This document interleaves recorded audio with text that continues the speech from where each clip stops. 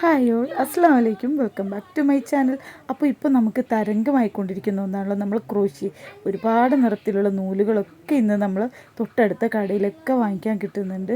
അപ്പോൾ അറിയാത്തവർക്ക് എളുപ്പത്തിൽ പഠിക്കാൻ പറ്റുന്നൊരു സംഭവം കൂടിയാണ് കേട്ടോ. അപ്പോൾ നിങ്ങൾക്ക് പറ്റിയാൽ ഇത് നോക്കി ഒന്ന് പഠിക്കാൻ ശ്രമിച്ച് നോക്കാം. അപ്പോൾ ഞാനിവിടെ ഇന്ന് കാണിക്കുന്നത് ഹാഫ് ഡബിൾ ക്രോഷ്യാണ്. ഇതിന് മുമ്പ് ഞാൻ സിംഗിൾ ക്രോഷ്യൊക്കെ കാണിച്ചിട്ടുണ്ട്. ഹാഫ് ഡബിൾ ക്രോഷ്യക്ക് 2 ചെയിൻ സ്കിപ്പ് ചെയ്യുക. നമ്മൾ സൂചിയിൽ നൂലൊന്ന് ചുറ്റിയിട്ട് വേണം മൂന്നാമത്തെ ചെയിൻ്റെ ഉള്ളിലേക്ക് പോവാം. ഇതിപ്പോൾ കണ്ടോ 3 ലൂപ്പായി. ഒന്നുകൂടെ നൂല് ചുറ്റിയിട്ട് ആ 3 ലൂപ്പിൽ കൂടെ വലിച്ചെടുക്കാം. പിന്നെ നമ്മൾ സൂചി നൂലിൽ ചുറ്റാം.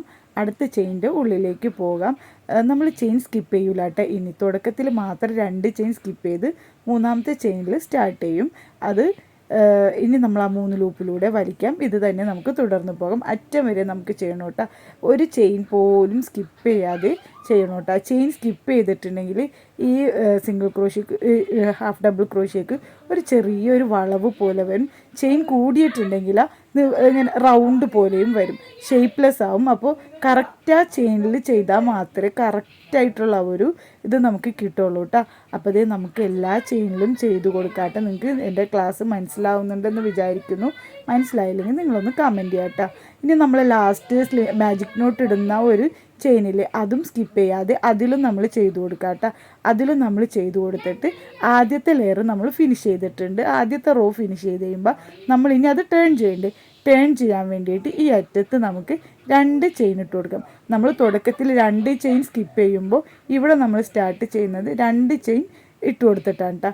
ആ 2 ചെയിൻ ഇട്ട് കൊടുത്താൽ നമ്മൾ വർക്ക് നമുക്ക് ടേൺ ചെയ്യാം. വർക്ക് നമുക്ക് ടേൺ ചെയ്ത് കൊടുക്കാം. ടേൺ ചെയ്ത് കൊടുത്തിട്ട് ലാസ്റ്റത്തെ ചെയിനിലാണ് നമ്മൾ 2 ചെയിൻ ഇട്ടേക്കുന്നത്. തൊട്ടപ്പുറത്ത് നമ്മൾ ഒരു HDC കൂടെ ചെയ്ത് കൊടുക്കുക. അങ്ങനെ എല്ലാ ചെയിനിലും ചെയ്ത് കൊടുക്കുക കേട്ടോ.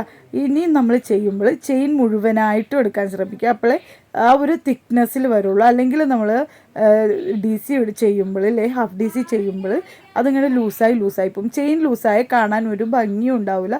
അപ്പോൾ അതാ ഇതുപോലെ നമുക്ക് ഒരു ചെയിൻ പോലും സ്കിപ്പ് ചെയ്യാതെ എല്ലാ ചെയിനിലും ചെയ്ത് കൊടുക്കാം കേട്ടോ.